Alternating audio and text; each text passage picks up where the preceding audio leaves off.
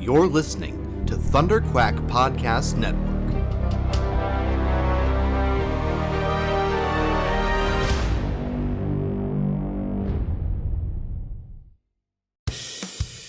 This is the Thunderquack Podcast, the official podcast of Thunderquack Podcast Network, where anything can happen. So strap yourselves in and hold on to your butts. It's Thunderquack time! Hello and welcome back to the Thunderquack Podcast, the official podcast of Thunderquack.com, which you can get early every, usually, what is it today? It's Thursday. We're randomly recording this, but usually every Tuesday morning on Patreon.com and soon ad-free, because soon we're going to have ads. Or you can get it late over on your podcast service of choice every Friday. I am one of your hosts, Michael Cohen. And I'm your other host, Amanda Conkin. I'm really pleased that you have to do that kind of stuff because it's always just super random, and I'm like, I can't help you in any way. Once we're through the moment of transition that we're in at the moment, it'll get a little bit more fluid. It'll be easier for me to do that intro, but right now it's a little bit weird because we're just basically randomly recording an episode this week just because I think we wanted to talk about The Witcher. I think that's mostly. Yep. I think that's honestly the only reason why we're doing this. I think we do still owe everybody like a Rise of Skywalker, like a spoiler-filled discussion, and then eventually we have to rank it. But yeah, we'll get to it. But like I said, we're in this moment of flux. First off, Arrow's not quite done yet. We still have 3 episodes left of that. So Quiver is still. I mean, we're on a hiatus at the moment, but next week we'll be back in full swing for 3 more weeks, 3 more episodes. Star Wars Resistance is almost done, but not quite done. So I'm still distracted by that just because we're coming up on the series finale of that. It's funny, Resistance and Arrow conclude the same week-ish, depending on when you start your week. I guess if you're one of the people who starts their week on a Monday, which is most people, then I guess technically they're in 2 weeks, but they conclude within a week of one another. So that's awesome. Yeah, Resistance is done on the 26th, and then Arrow is done on the 28th. So yeah, so I've got both of those wrapping up at the same time, both series finales. One a very big deal and one not a big deal at all, because really no one's watching Resistance. That's why it's getting canceled in season 2.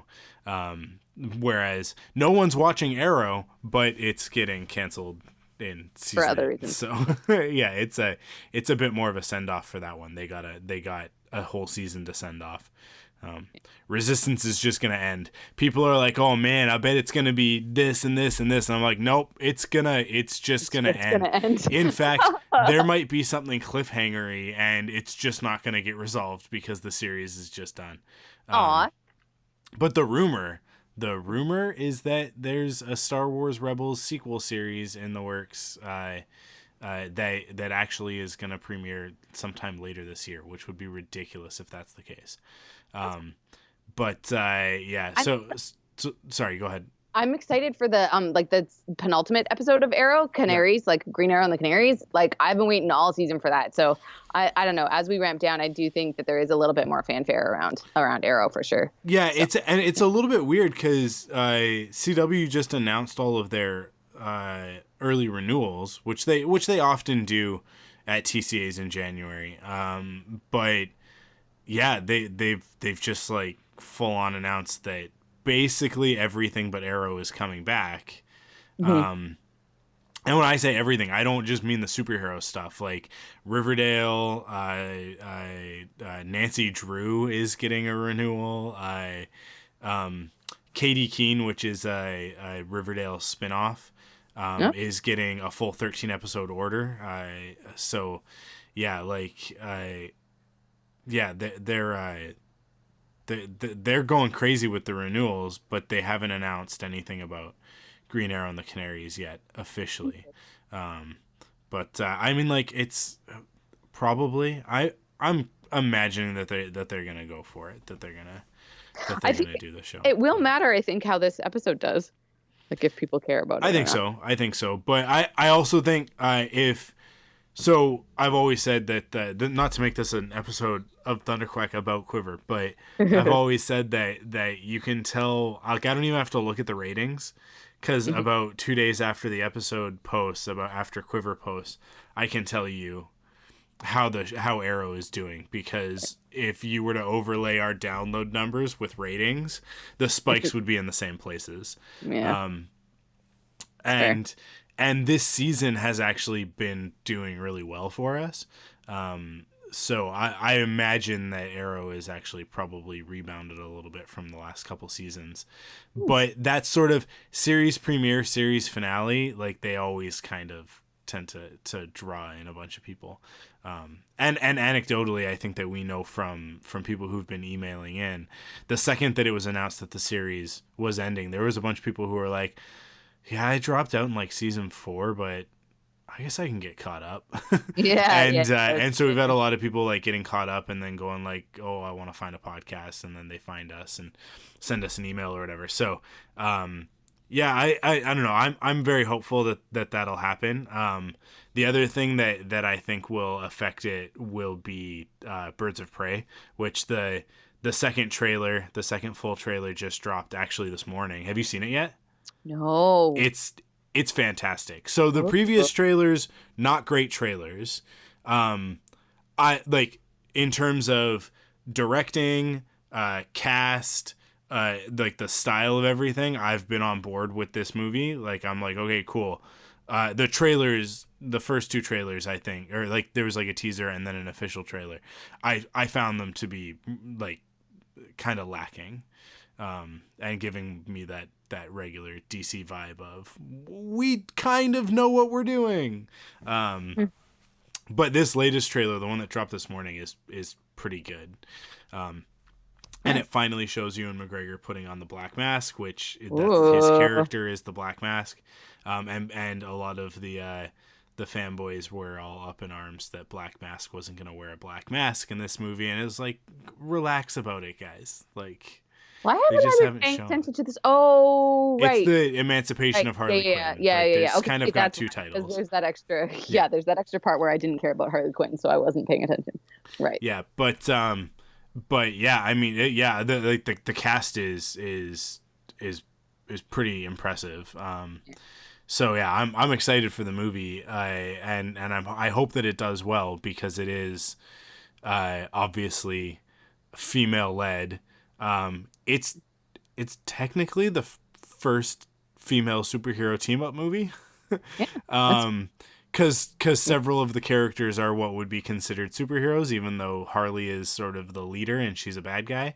But Huntress and Black Canary are in there. Decidedly heroes, yeah. And and although they seem to be much more on the anti-hero side of things in this incarnation, it's DC EU, so everybody's an anti-hero in the DC EU, so it doesn't really make a difference. But yeah, if it does well, then I imagine that's something that will influence Warner Brothers and the CW and going like, oh, we can do a show with a female-led cast. That would work. Yeah. Because that's how Hollywood works. Hollywood doesn't take risks. They just like... they put Wonder Woman and Batman v Superman, and everybody went, OMG, Wonder Woman's the best part of this movie. And not to take anything away from Wonder Woman in that movie, she is the best part of that movie, but that's not really, like, it's a low bar, because a lot of that movie is problematic, troublesome, poorly written, all of that sort of stuff. so she rises above very easily, and so they went, okay, now that we know that now that Wonder Woman, Gal Gadot as Wonder Woman is a known quantity, we'll give her own movie, and then that movie does really well. Suicide Squad does not great. Actually, I guess Suicide Squad probably did okay at the box office. It wasn't like it didn't blow anybody's socks off, but I think it did okay. It won an Academy Award. I think for sound design. Yeah, I think you're right. Yeah. Right.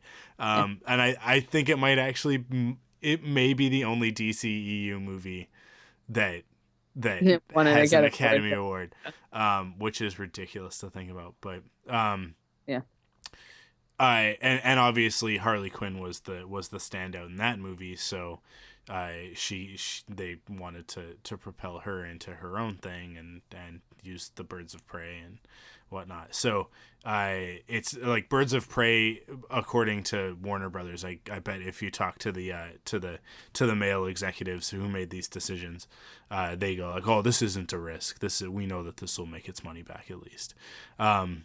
But I think for the CW, a female-led superhero show is still like Legends. It's risky. Like that's what they say. I mean, it's like a thing where they like don't trust anything.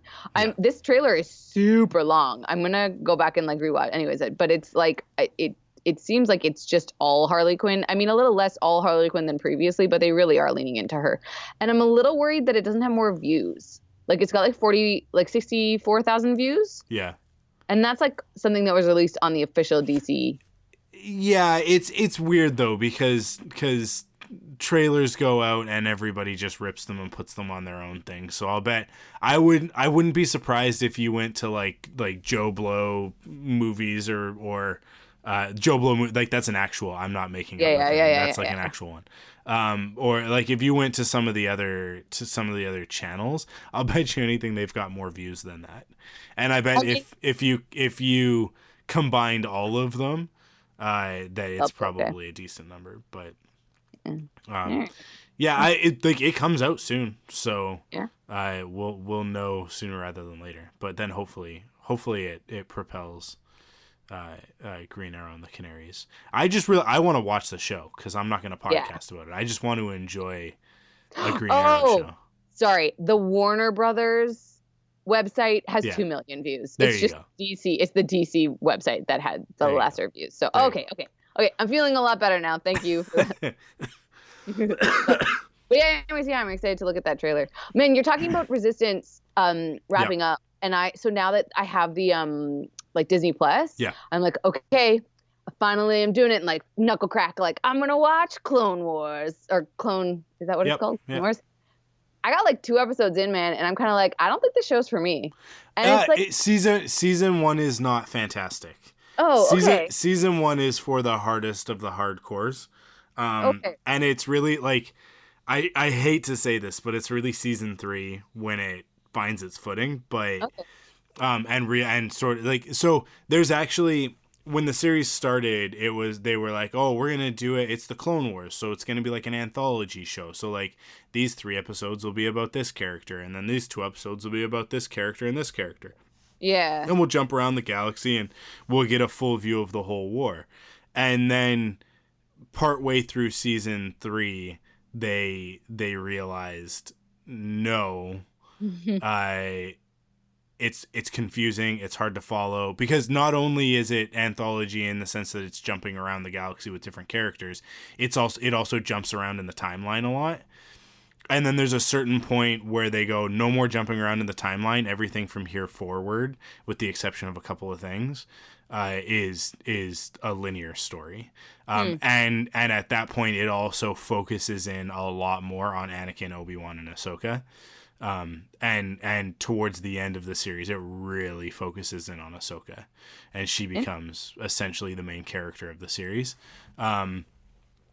So it is one of those things where it definitely gets better as it goes, but even into the later seasons, like 5 and 6. Actually, I guess, no, 6 is the Netflix one. 6 has basically all great episodes. 4 and 5, which are great seasons, each have kind of stinker arcs, because what you'll also notice is like early on it's like there's a lot of one-off episodes, and then like here's a 2-parter and here's a 3-parter, but when you get into season 4, almost everything is 3 to 4 episodes. So they're actually like each one is kind of a mini movie about a different part of the Clone Wars. So it's like, oh, there's an arc called the Umbara arc, which all takes place on this planet Umbara. There's one that takes place on Onderon. There's one that takes place on Geonosis. Like we kind of have different battlefields, and then within it, like 3 or 4 episodes of like each one of them is sort of a mission within that that battle. Okay. Yeah, so it I would say stick with it, and honestly, like season 1. You could do something else while you're watching it. You're not going to kind of miss out on anything that's crucial. I mean, that is fair. The reason I watched it is because I think I was finishing up some work and I just put it on in the background. Yeah. So I guess I'll just continue to do that. Like I got enough from it, like being able to just peripherally watch it. But they do just sort of dive you in, like throw you in. Like you don't learn much about Ahsoka. Like you just sort of are like in the middle of the war and you're like, okay, cool. Well, so Ahsoka was introduced in the movie. So if you didn't watch the movie, the movie is technically 4 episodes. It's just Warner Brothers went like, this show is really good, because by animation standard, it is really good, even the seasons that aren't great, but it's still better than a lot of stuff that's out there. Definitely, you are correct. Yeah, but also maybe I'm just really like, I'm watching a really good, like I'm making the show that I'm on right now drives me bananas every day that I'm there for this long, but it's like maybe I'm just like biased that I like. Plus, we're like, how long ago was this? Like 12 years? 2008. 2008. So. Yeah, like 10 years ago. Yeah, the technology has advanced in 10 years for sure. So yeah. And the storytelling gets better and better. And then when you get into Star Wars Rebels takes a little bit to get going as well. But like with these, you know this from working in animation, and when you're working on something like Star Wars, I think it's probably exponentially more difficult to get a production like that up and running, because you have so many assets that you need to create. Yeah. And what happens with Clone Wars, and the same thing happens with Rebels, and then it would have happened with Resistance, is that season 1 tends to be pretty like you'll notice in season 1 of Clone Wars that you'll see the same models over and over and over again. And it's like all of the background characters are wearing the same outfit. It's just like we might switch the alien head on them, and then change the alien head colors so that we have like a couple of different, like just to like add a little bit of variety into the background. But then once you hit season 3, they have so many assets built up that it's like, okay, we'll just throw all of these characters into the background and we'll create a couple of new things. So they build on that library, and the production quality of it gets better and better, as well as like the writers get better and better at writing the characters, and it just kind of all comes together. With Rebels, it's the same thing. Like we're very much like stuck in one location in season 1, and then in season 2 the galaxy kind of opens up to us. And we can go to other places because now we have the assets to do that, right? So yeah, I think with any of these, it's not like a 2D animated show where it's like no matter what you're starting from scratch, because it's all hand drawn, right? So, but with CG, with the 3D stuff, it's like you're creating a library of stuff that you can go back to, and so first seasons tend to be, we're going to stick to this one set sort of thing. Yeah. Right? Yes. Oh my gosh. Just keep watching stuff and it'll get better and better. Yeah. So yeah, like, both Clone Wars, Rebels, it takes less time to get ramped up and is a much better show from the beginning, I think. But you kind of also have to be along for the ride on that one. So it's, I think with any of this stuff, that's kind of the case, but yeah, I stick with it and get through it. Cause I honestly think that if you can stick with the character of Ahsoka and just sort of keep that as your North Star, by the time you come out of Star Wars Rebels through that whole series, I think that she'll probably be pretty high up in your favorite characters. because I like just knowing you and knowing the type of characters that you like. Ahsoka grows into that type of character, but she definitely doesn't start there. She starts off as obnoxious and annoying. Just don't let that sour you on the show. She's very, very rough in the first season. All right. There's a lot of calling people by nicknames and saying asking very obvious questions that the audience is supposed to be asking, because it's a kids show. So Fair. Yeah. Cool. Do you want to talk about The Witcher? Heck yes, I want to talk about The Witcher. Okay, a clunky segue. The Witcher. Now, okay. So going into the Netflix series, because that's what we're going to talk about. We'll just kind of talk about first impressions, and then we'll give the heads up when we get into spoiler stuff, because we've both watched the entire season. And then I'll try and be careful because I played Witcher 3 Wild Hunt, so I feel like I probably have some extra information, but more info, yeah. And I have just started listening to the audiobook. Dude, the actual books are out of stock everywhere. Yeah. And I'm like super mad. Like I tried to get it even on Amazon and they're like, 3-day shipping. And I was like, what if it's 3-day free shipping? How come I don't get it until the end of January? And it's because like straight up, it's out of stock. Like, and I can't find the Book of Elves. I can't even find that anywhere. Like it won't, like even Amazon doesn't have it. And I'm kind of like, what? Anyways. I don't know the details of all of the like publishing stuff, but it's so okay. Did you have any familiarity with the Witcher franchise before jumping into the show? I had zero. And I like the first thing I ever saw was that sort of like screener test or whatever it was where they had him as Geralt, like Henry Cavill, and like Netflix he just steps out of the shadow. Steps out of the shadow, and you're like, hey, it's Henry Cavill in a white wig, and it just was like, and then everyone's like, oh, this is The Witcher, and I like honestly, I knew nothing else aside from the fact that Henry Cavill rides a horse and has a sword, and it's something sort of fantasy. Yeah, like that was it. Okay, like, I didn't know the time. Anyways, there's lots of. And so it was just Henry Cavill that got you to jump in. Mm-hmm. And obviously, I mean, like the fact that you like genre. But... Yeah, exactly. It was the fact that I like genre. It was something that I knew was coming out. Yeah. And that I heard was a video game. Like, so when it came out, I'm kind of like, what is this new show that's coming out? Like, how come it seems already like it's going to be a big deal, even though I've never heard of it? And I was like, oh, the reason I've never heard of it is because it's a big deal because of video games. And then I put a little bit of stock into that because I do trust that like adaptations that get that much sort of cred are like decent. So. Mm-hmm. So The Witcher starts as a Polish book series, and then gets translated into English, and then a developer in Europe, I think possibly a Polish developer, but somewhere in Europe, made the Witcher video game. And the Witcher video game, the first one, which is like from forever ago, is what kind of helps it break through from just like a fantasy, because there's a billion fantasy novels, right? Like, if you know anybody who's like really into fantasy novels, like fantasy storytelling, and you say like, oh, I like The Witcher, I like Game of Thrones, they'll all of a sudden launch into like, I got 15 series, each one of them are 12 book series, and I think that you'd really like all, and it's like, whoa. I like that thing. I am not getting into fantasy novels because that's a whole other, right? Like it's a whole other type of fandom.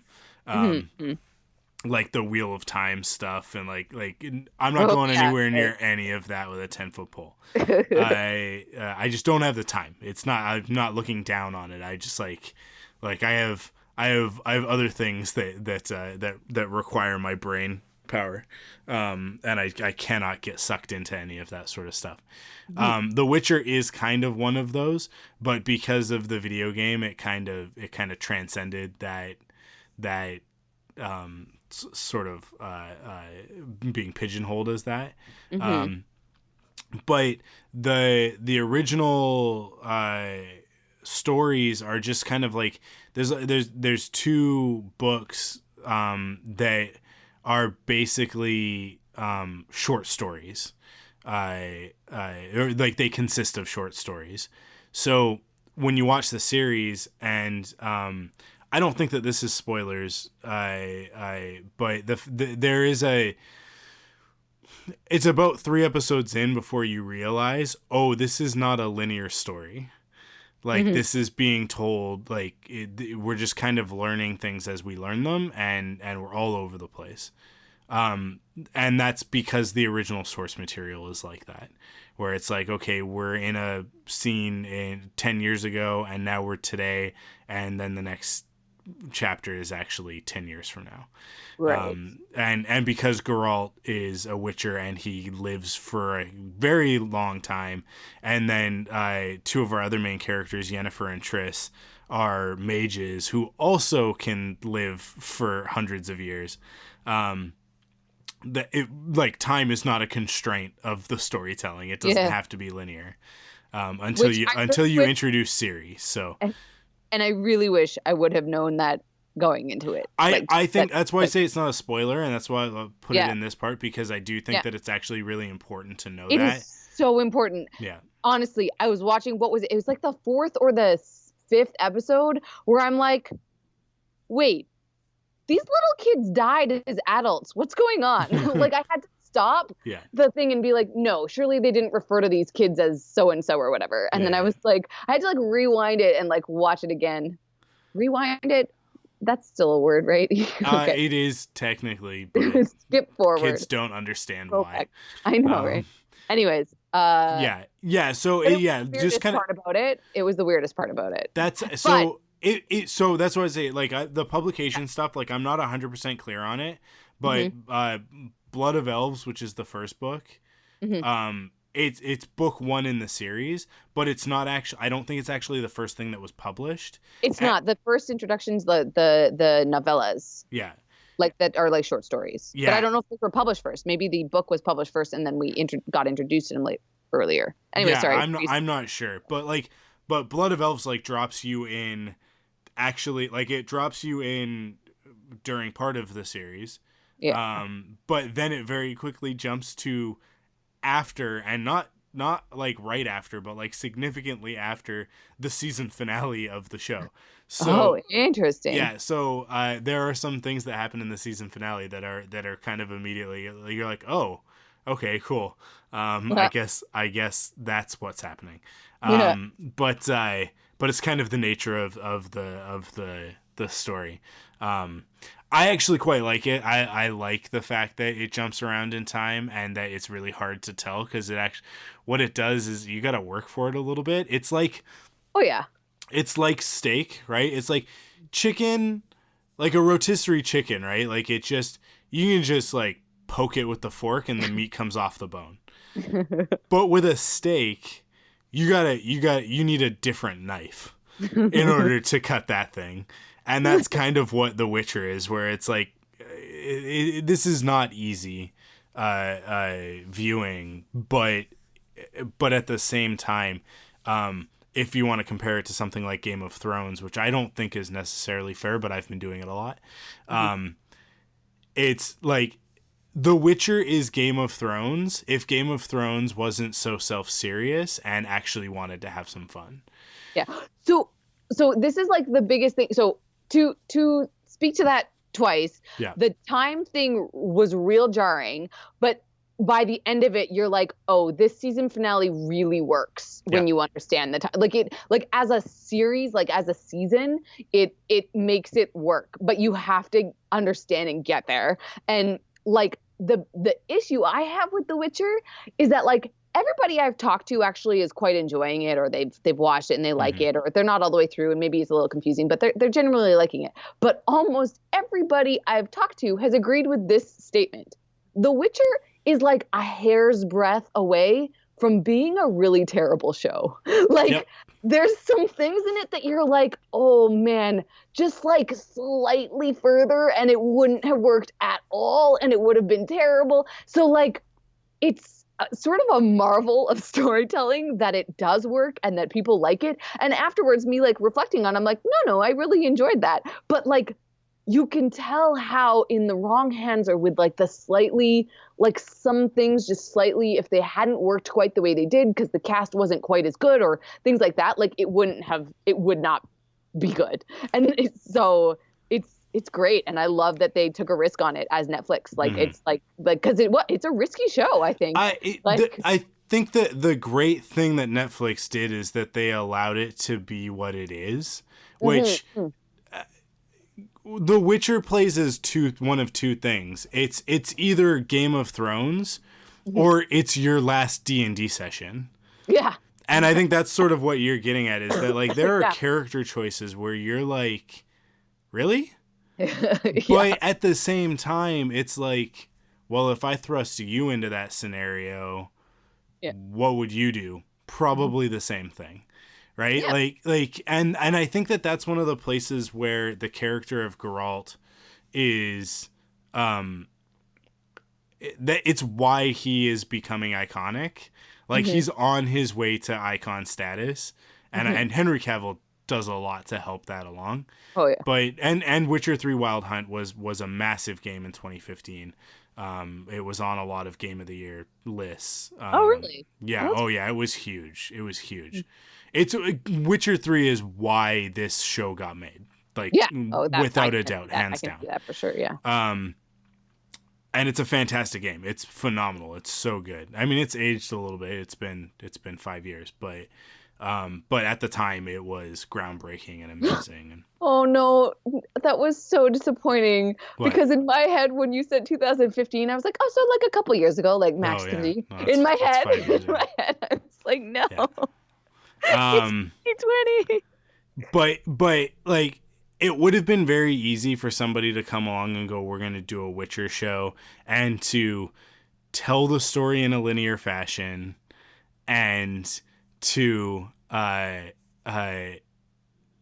get rid of the fun, the silliness of it, because there's an absurdity to the show that's present in the video game and it's present in the books, and it has to do with the fact that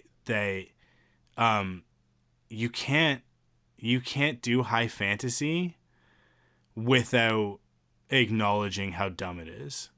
Yeah, right? Like Game of Thrones is a cheat, because Game of Thrones goes, yeah, this is high fantasy, but like it does the same thing that Lord of the Rings kind of does, where it goes like, but that was like a different age. When there were like magic users and dragons and everything was super rad, like what you want it to be. Yeah.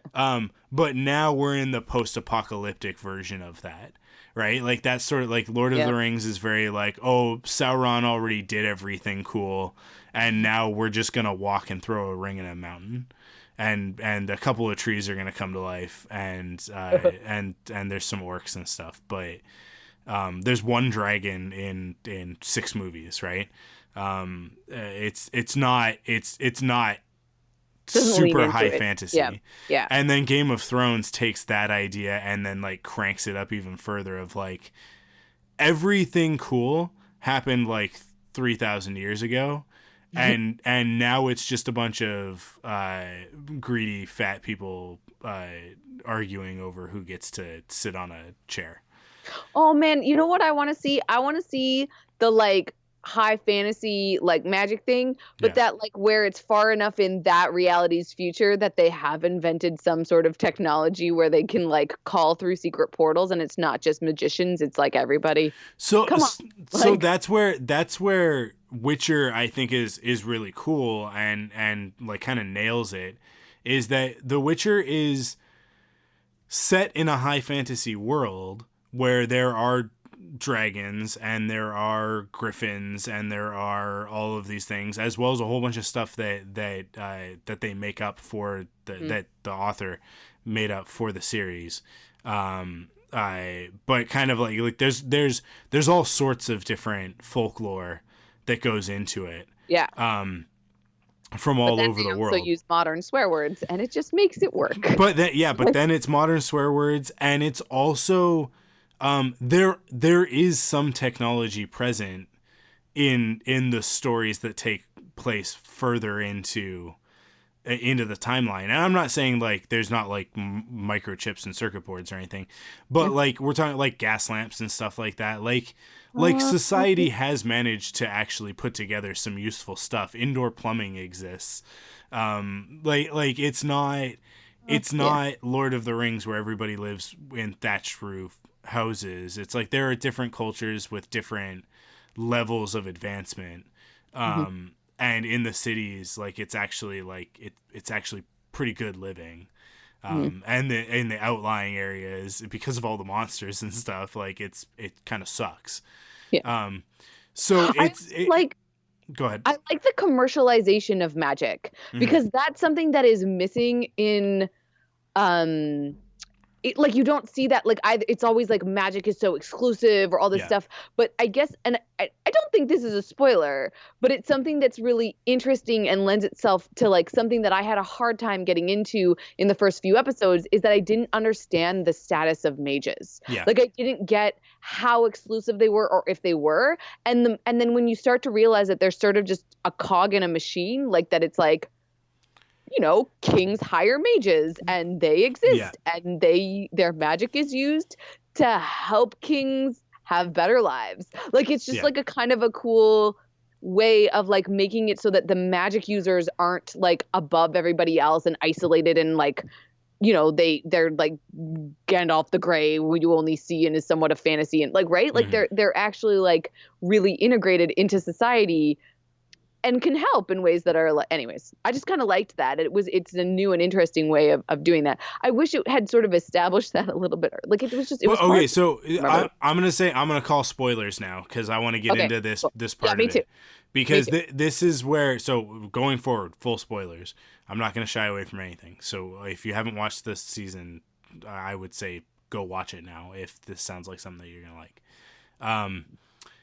That element that you're talking about, I think that one of the genius things about the way that the season is structured, and when and where they decide to introduce things, is that you only learn how corrupted and sort of like capitalistic the Order of Mages is as Yennefer discovers that, right? And I will say that the hardest thing for me was understanding that I'm supposed to like Yennefer, because you really don't know in the beginning if she's gonna go full evil or if like that's just part of the thing where you're like, she's a really endearing character, but it took me the whole series to like her. And I think that that's part of the beauty of it. And I will say, so here's the thing. There's and it's not really that heavy in season 1, but I guarantee it will be in season 2. There is a love triangle between Yennefer, Geralt, and Triss. Like the three of them, essentially Yennefer and Triss are in a battle of wills over Geralt. They both want to be with him, but Yennefer does it by being very like standoffish and dismissive of him, even though she loves him. But Triss is very much like a bit of a fangirl about Geralt, where she's like, and Triss is the one that he saved the like girl, the Striga, yeah. I mean, that's good to know. Okay. Cool. They don't set that up very well. No, it's not. It's really not hinted at that much in season 1, but it's very big in The Witcher 3. Okay. And even in Blood of Elves, it's very apparent from the beginning. Sorry, I'm still trying to get rid of this cough. Oh my God! Can I just say that Googling this, like one of the top like people also ask is, can you be with Triss and Yennefer? You can. You absolutely can. I mean, I get it. Like in as the video game, Witcher. Okay, I get it now. The video game is choice based, so it's like you can kind of play Geralt however you want to. But cool. In the novels, it's kind of played a little bit, and it's still open to interpretation. It's definitely however you want to read it, but it's definitely implied. With those characters that Geralt and Yennefer should be together, but neither one of them has the Emotional intelligence. to commit to a relationship. Right. And then Triss is kind of on the outside of that, where she's like, I was saying this to somebody else. It's like Geralt, like Yennefer and Geralt belong together because they're kind of two sides of the same coin. But Triss is definitely better for Geralt than Yennefer is. Yennefer's terrible for him. Like the two, like they would just be such a codependent, destructive couple. but Triss would actually like kind of pushes him to be a better person. So I love triangles like that, because there's a lot of that in pop culture where usually the people that they end up with are like not the person that they should have been with, but that's cool. So it like there's a great dynamic there, and then when you throw Ciri into the mix, it kind of muddles things even more, because she's the, it's said a lot, and it's really easy to misinterpret this, and I think that there are some people out there who do misinterpret this, that Ciri is his destiny, but it's like there's nothing romantic about that. Oh yeah, no, I didn't get that at all. I think that it's like that, like he's supposed to like what.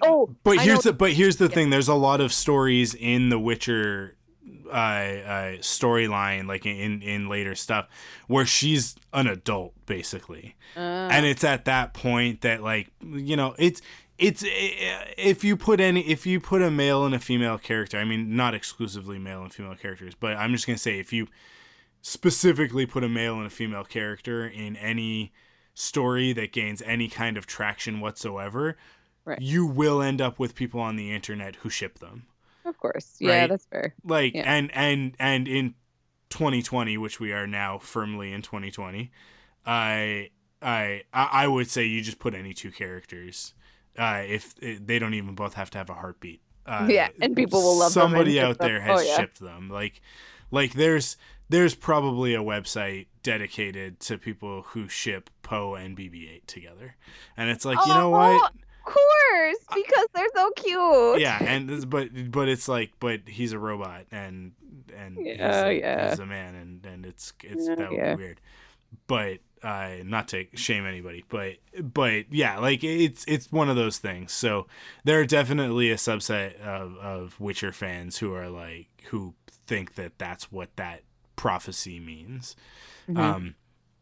So when you throw that in there, it also like that starts to muddy things, and Ciri is a person, but she's also a bit of a weapon. So like and I think that we'll discover more of that in season 2 now that it's all kind of been set up. But I think there are shades of that in season 1 as well. We see what her mother is capable of, and then we see what she does in the second to last episode. It's like, yeah, like she's what's called a source, meaning that she can't control her power. So she's more powerful than a mage, but she doesn't have like the power of will over it. So she's not able to actually like cast a spell. It's just like things will happen. Cool. But and so like obviously the Black Knight intends to use that to help him conquer the world, right? But Geralt wants to conquer the world? No, the Black Knight, the guy with the bird on his head. Right, yeah. The bird on his head. Yeah. Who was so he was so not memorable to me. Where I'm like, oh yeah, this dude. It's another one of those things where it's like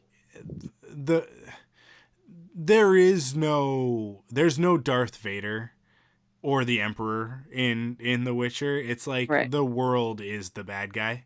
And there are a few standouts in that world that are like, well, this guy's kind of worse than everybody else. Right. Yeah. So yeah, I mean, like one of the other things is like the Wild Hunt gets mentioned a couple of times, but we don't actually see the Wild Hunt in season 1, and like that's kind of like when we get into that stuff later, which is what the Witcher 3 is really focused around. Like that's on kind of Wild Hunt. The Wild Hunt is a group. It's like a faction. And they're the Knights of Ren. Like there's just it's like a bunch of black knights on horseback, and they're terrifying. Like they're very powerful, they're very dangerous, and they're very scary. So when we get into that stuff later on in the story, which will probably, I'm guessing, be like a season 3 thing, like that'll start to sort of focus it. But I think they were really smart in the stories that they chose to tell in this season, and the way that they set it up. And I see a bunch of people sort of going like, oh, well, you know, like I don't know why they do it in like this non-linear fashion and like these specific things. And it's like, because there are origin stories for Geralt that need to be told in order to understand the series. Yeah. But, like, actually, the thing that, like, the Butcher of whatever, the Butcher of Blaviken, yeah, was a thing that made sense later, because somebody calls him that at some point in time where I was like, didn't he just do this? Yeah. And it didn't make sense that he had become so renowned for it. And it was like this weird... Anyways, I kind of want to rewatch the series to, like, catch all of the, like... I'm going to try and get Crystal to watch season 1 with me, because I want to watch it again as well. Yeah. But yeah, it's like there's that, and then there's all the stuff with Jaskier, who the bard. Yeah, who I love. Who's a great character. But it also makes me sad that he's, like, from earlier on in his life, is he not? I don't know. I just can't place like Jaskier and Ciri against one another. He is from earlier on in his life, but they do overlap. Okay. But at the time that they overlap, Jaskier is not a traveling bard. He's made his name for himself by telling stories about Geralt. Ooh. But he's the one who makes Geralt the White Wolf, right? Like the first time we see Jaskier, he's like, let me tell your story. Let me like, I'm a bard. I need material. Let me follow you around. And and you know, this it's a symbiotic relationship. But let me do a little bit good PR for you. And then the next episode we come back and people are referring to Geralt as the White Wolf, which is like, Jaskier throws that out the first time we see him. He's like, I don't know, man, we could like call you like the White Wolf. That's better than Butcher of Blaviken, right? Like, wouldn't you rather be called that? And then the next time we jump ahead, it's like, that's already happening. And it's because I don't know, because I didn't pay attention closely enough. Like, honestly, did you know about the time jumping when you started watching it? I picked up on it in the second episode. Really? Because I know some of the parts of the story. Right. The other aspect of it, so like I was saying, like, you need to know some of that stuff in order to understand Geralt and who he is in the world and what he means to people at the point when his story intersects with Ciri. Both when he first when the child surprise thing is initiated. Super important to know that backstory, but then also like later on when they actually do find each other in the season finale. Yeah. Really important to know who he is in the world and to the world, right? Right, yeah. And sort of the balance that he walks being a Witcher. And most Witchers are hated, but then Geralt is kind of he's hated less because he's feared more, if that makes sense. So. Yeah, because his stories are so renowned, and it's like, well, don't mess with him. So you can't, like, things that they would do to other Witchers of like kicking them out of towns and stuff like that, no one would ever do to Geralt because he's Geralt of Rivia. Right, so you kind of need to know that, and then you also need to know his connection to Ciri. But then, from a logistical television storytelling standpoint, we have to tell all of the stories with Ciri as a young child in season 1, right? Because she's never going to be that young again. Right. That actor is going to get older as we go on, and we're not going to be able to go back to that time period. Right. Without great difficulty, essentially. Yeah. So we have to tell all of her establishing stories there.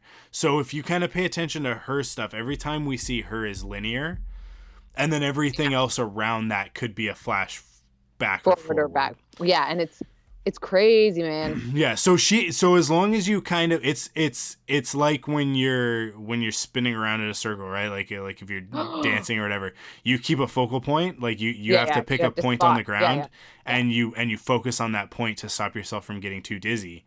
that's what Ciri is in the television series. Yeah. And I guarantee you, like, next season is going to be focused very much on Kaer Morhen, which is the place where Witchers are made. It's sort of their Jedi temple. The Witchers are Jedi. I mean, like, there's no getting around that. They're literally just fantasy Jedi. They have force push. Like, it's a whole thing.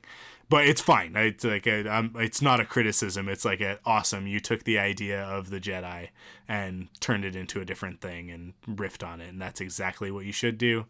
Because why write Star Wars fan fiction when you can change just enough of it that now there's a subset of people, and I would count myself among them, that want eventually The Witcher to be established as actually being like the farthest back story in Star Wars, and that's where Jedi came from.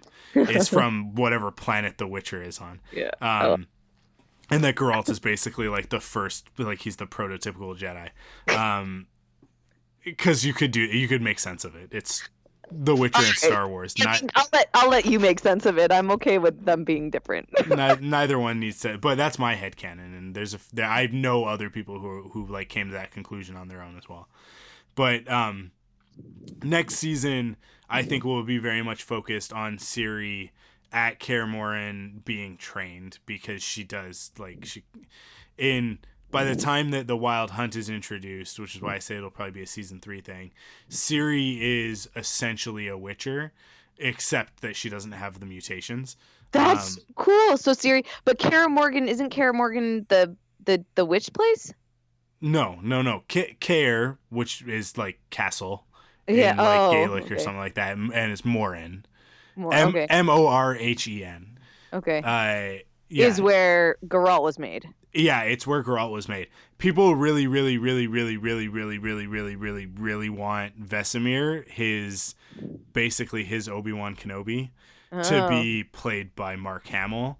And I think he does too, right? Isn't that a thing on the internet? I saw that thing on the internet. And he was like, I have no idea what this is, but I am down. And that's why Mark Hamill's awesome. I know, right? Because he recognizes, like, if the fans are all about it, it's good casting. Yeah, then he can do it. Then, like, he's confident that he can do it. But he was on this other show. I can't remember what it's called, but he was on another show recently where he was like a crotchety old master sort of thing. Nice. And it's like, he's very much in that mode right now, and he would be perfect as Vesemir. Cool. Because Vesemir is a very funny character, but he's also like a tough as nails, kind of hard ass. And man, let's stop talking about things I haven't experienced yet. I'm so excited. Well, it's fine. These are just characters, but I know. I'm gonna read. I feel like I probably have to read everything by the time, like, because I wasn't interested in Game of Thrones at all, like the books, because God, they were so boring. But I feel like The Witcher is like interesting enough, like you say, it's like doesn't take itself too seriously in a way that I would enjoy it. Like, a lot of The Witcher is quite funny. Like, it's like the way they treat stuff, where you're like, oh, like the whole genie episode is so fun. Yes. Like, what a fun episode of television. The thing about Witcher that makes it, in my opinion, just light years better than Game of Thrones is that the characters in The Witcher are real people. Like, Game of Thrones was awesome, and I loved it from start to finish, really. Like, I mean, like, it kind of dipped a little bit in the middle season, like the later seasons. But, like, I enjoyed the whole series, and I really like it. But it's very, like, kind of arch and very intense. And everybody in it is, like, with the exception of a couple of characters, which is one of the reasons why they stand out, it's very, like, everybody is so serious.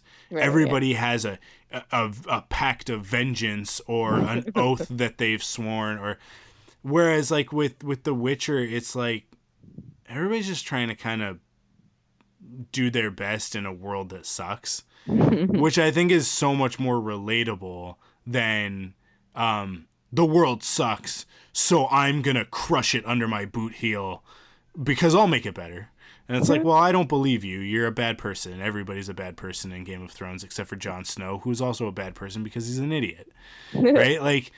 Like you come out of that series and you're like, do I actually like any of those characters? Like, would I actually want to hang out with any of them? No, I wouldn't.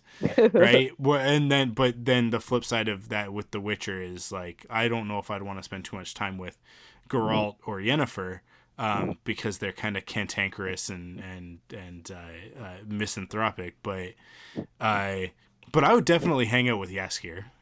Oh yeah. I think I actually know that guy. Like I think that I've seen him at a few events in Vancouver. So, Yep. yeah, I mean, it's just a more fun world to be in because it actually feels, it feels like it's inhabited by real people, who just happen to have to deal with grotesque spider monsters with doll faces and stuff like that, right?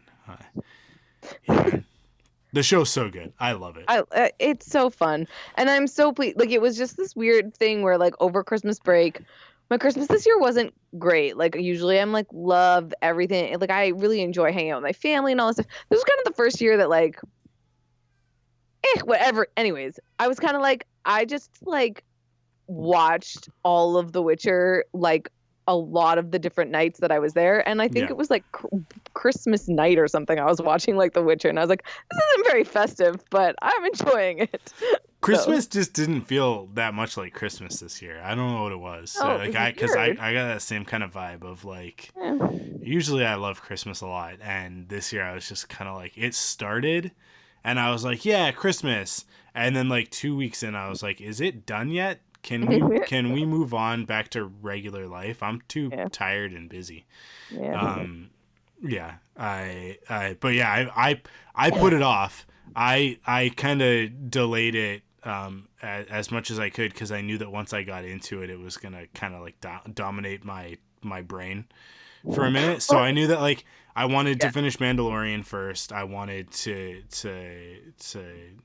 when I say finish, I mean like also like covering the season and stuff like that. Right. Yeah.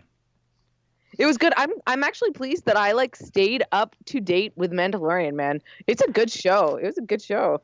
That to me was kind of the thing, is that like I finished Mandalorian, finished podcasting about it, podcast about the Rise of Skywalker.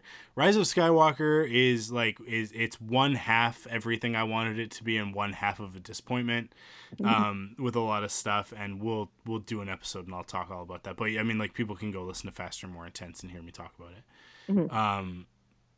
But I was kind of like, I kind of came out of Star Wars this year, like, or last year, like in 2019, kind of, is like, that was awesome, but ... And it's like The Mandalorian, I got no problems with. The Mandalorian was phenomenal from start to finish as well. But Rise of Skywalker just kind of, there's a few things that just kind of ruffled my feathers a little bit and kind of put me into a bit of a bummer mood about genre stuff in general. And I don't remember what I was trying to finish, but there was something else that I wanted to finish. Then coming. Oh. What do you After mean? Mandalorian, I then jumped into something else that I wanted to get through. Oh, right. And when I did, what was I watching? Oh, no. Dang, I can't remember.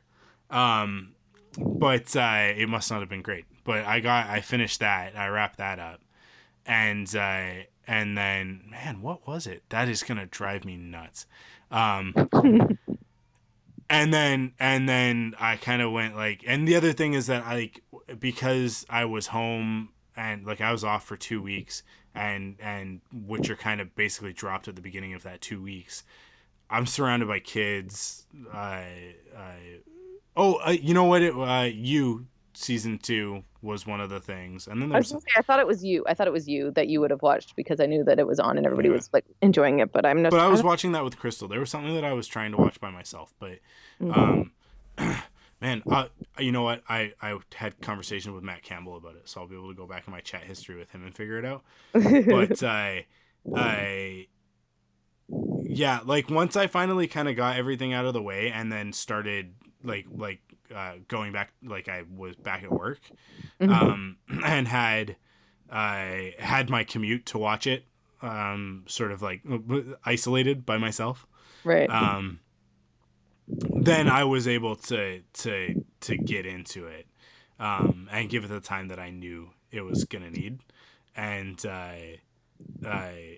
yeah, once I did, it was like I said, like I knew that it was going to dominate The faces, my brain. Like there are a few things in my brain right now other than thinking about The Witcher and a couple other things, but it was definitely a thing I was trying to socialize with my parents, and they're like, you could just watch what you're watching, Amanda, like we don't mind. And I was like, I'm in the middle of a series that you don't understand. And I also like didn't know some of the episodes are family friendly and some of them are not. And the good thing, or the thing that was like kind of awkward, or like that kind of sucked and I kind of wish I did, is like that whatever episode I wound up watching later that night when I was by myself, I was like, oh no, my mom would have really enjoyed this and maybe watched it. So it was like, she'll probably watch it at some point in time. I feel like it's her jam. Ah, dang it. So I just traced back to the point in my chat where I thought I would have said it, but Matt asked, have you started watching The Witcher? And I said, I tried starting it, but I wanted to focus on it. Too many distractions.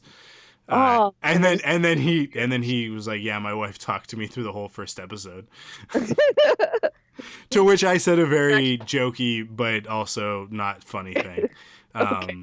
About because wives, but it was in good humor. That's essentially the sentiment that I had of like, I want to, it's the same thing as you. It's like, look, I'm partway through this and I really like it. And I don't want to have to explain it to someone. I want to just watch it. Yeah. Now that I've watched season 1, I feel like I can watch it with Crystal because I mean, like, she's usually pretty good. She can sit through something and just kind of save her questions for the end. But now that I've seen season 1 all the way through, I'll be able to interject and give her the heads up. By the way, this is not a linear story. This is happening before everything that happened in the first episode. This is happening after. This is blah blah blah. But yeah, I mean, I hope that their production timeline is quick. Yeah.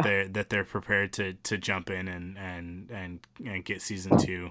I'm still waiting for the Umbrella Academy because that was the thing last year that I was like, ooh, this is good, but then it was like over after like 8 episodes and anyways. It's the 8 episode thing is a blessing and a curse, right? Because on the one hand, it's like, well, it's a tight season. There's no chaff to cut. Like it's all right there. It's all good.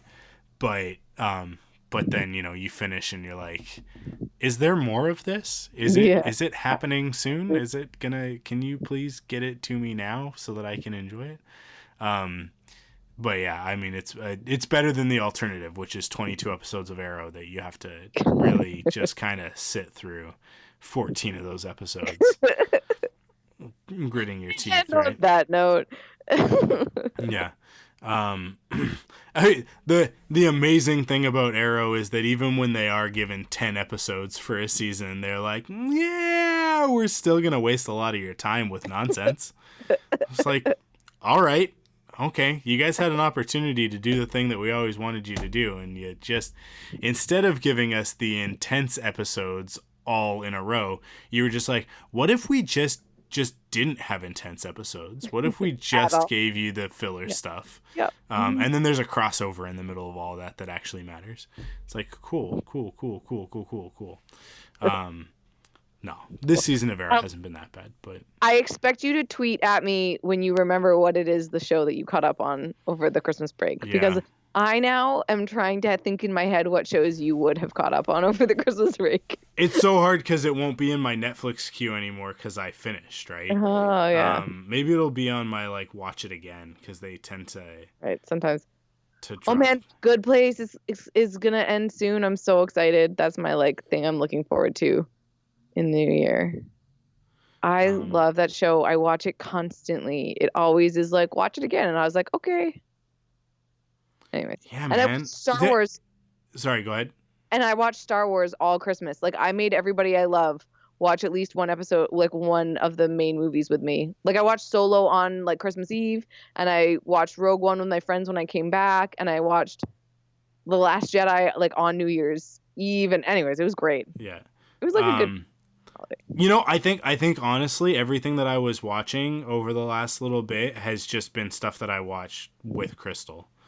Yeah. So it's like we watched the new season of Fuller House, and we've been catching up on Schitt's Creek and Kim's Convenience and stuff like that. Like I'm happy to be back at work because it means that I have my commute and I can watch the things that nobody else wants. Oh, you know what? I started watching Lost in Space. That's what it was. I was like, I can start watching one of two things. And Lost in Space, it's like if somebody interrupts me in the middle of an episode of Lost in Space, I don't care. Oh, right. I like it. Like we both really like that show, but yeah, I mean, like I'm 3 episodes into season 2 and it's not really grabbing me yet. Right, so like I had started. That's what I had started. Mm-hmm. That's definitely what I was thinking of. Good. And I was like, I think I'll finish Lost in Space first, and then I'll jump into Witcher. And then it was like, no, Lost in Space isn't grabbing me, so I'm gonna just get back into Witcher, full on. And I did. And I'm like 4 hours into the first audiobook, and I contemplated re-downloading The Witcher 3, but thought better of it because I have. Do you just play on Steam? No, PlayStation. Oh, PlayStation it's downloaded games? Yeah. Whoa. You can download games on any of the modern consoles, Amanda. Whoa. I should probably play. You know what? Actually, I had this thought at the beginning of this podcast where I was like, wonder if The Witcher, because the moment that I Googled that and was like, wait, you play as The Witcher and get to make choices, it made me be like, maybe that's a game that I would like to play. Because, like, I really, like, and I get that you give me crap for not actually having played it, but I really enjoyed Mass Effect. Even though I didn't hit the buttons myself, I still feel like I played Mass Effect. And the thing I really liked about it was the world and the characters. And I think I want to be clear. I don't give you a hard time. It is the friends who enable this behavior that I have a problem with. Okay. Because I'm grateful to them. It's not acceptable. It's not so acceptable.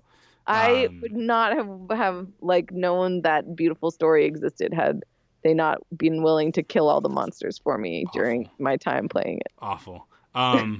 Well, let me tell you, if you can't get through Mass Effect, The Witcher is not. It is not an introductory video game. Okay. It is very much going like, you've played a lot of video games, right? Cool. So here are 12 systems that you have to worry about. And before you fight that monster, you better read through all of this so that you know its weaknesses and how it's going to attack you and what kind of... Because you got to have the right elixirs to go into the battle. You have to be using the right weapon because some monsters are weak against silver, but humans you want to use steel on. But some monsters are different than other monsters, and some of them are weak to fire, some of them are weak to acid. You know, like you got to know this stuff going into it, and you got to be kitted out and ready to go. And then on top of that, you have to actually be able to hit the buttons in the right sequence in order to get Geralt to do the things that you want him to do, and you have to do it under pressure. Okay. So if you had somebody else play Mass Effect for you, I just want to save you the $20. It's only $20? Oh yeah, Witcher. It's a 5-year-old video game. Nice. You can get. I mean, like it's $20 easy. When you look at it, it'll be like regular price $59.99 or something like that. But you just wait for it to go on sale, and it'll be like you can get the complete edition for like $19.99 or $24.99. Although I will say it's probably going to be much more popular now and therefore much more expensive. Just like the book I found on Amazon for $69 for the paperback version of whatever the second book of The Witcher was that I couldn't find anywhere else. So wow, the guy who narrates the audiobook does accents on everybody. Like he has an accent himself and then does accents for all the characters, and they don't match the TV series, and it's got me going like, should I just read this? But if it's impossible to get a copy of the book, I mean, I'm sure that you can get an ebook. I just am a purist sometimes when it comes. I can't read ebooks. I can't I just. can't do it. I need the flip on my phone tangible. like Yeah, that. I need a tangible one. Yeah. Yeah. Cool. Well, I think we've kind of talked this topic to death, right? For sure. I think thanks for taking the time, man. I'm stoked that we got the chance to actually talk about The Witcher. Yeah, like, for sure. Because I like it when we sort of say like we're gonna do this thing and then we actually do this thing. Yeah. We we had a little bit of an off-topic chat at the beginning, but we were pretty brief on it. We stayed on topic pretty well. Awesome. Well, you guys know the deal. It's the Thunderquack podcast. Go to thunderquack.com. Check out all of our other podcasts. We have tons of stuff. Star Wars podcasts, Riverdale, Sabrina. Epic Marvel podcast is very popular with the kids these days. I don't know, what else do we do? I guess that's really it. I mean, like, there's Quiver, but Quiver's coming to an end. It's kind of a bad time to jump into Quiver. Or a really good time and then catch up on us talking. It's true. There's 8 years of us on the internet talking to one another. And there's 11 and a half years of me talking about Star Wars on Thunderquack. So, well, like I said, we're in the middle of a transition. We're finishing up Arrow and I'm finishing up Star Wars Resistance, but then Clone Wars comes back in February.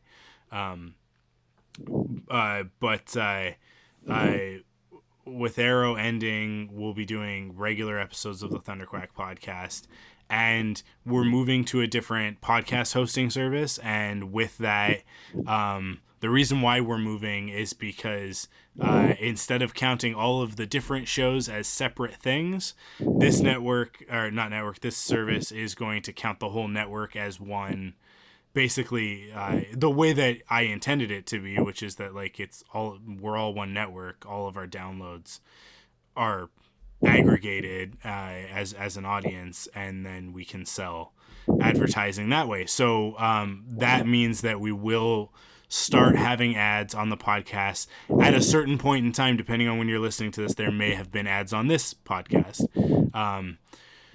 So yeah, that's something that's coming in the future. But along with that, for those of you who support us on Patreon at patreon.com/thunderquack, you'll be able to get access to the episodes ad free.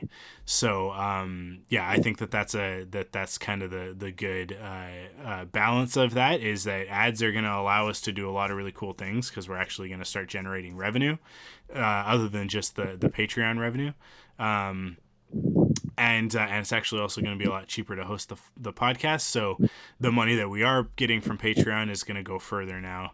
So the future of Thunderquack, this being our first episode of 2020, this being the first Thunderquack podcast in year 5 of Thunderquack, because our 5-year anniversary was the beginning of this month.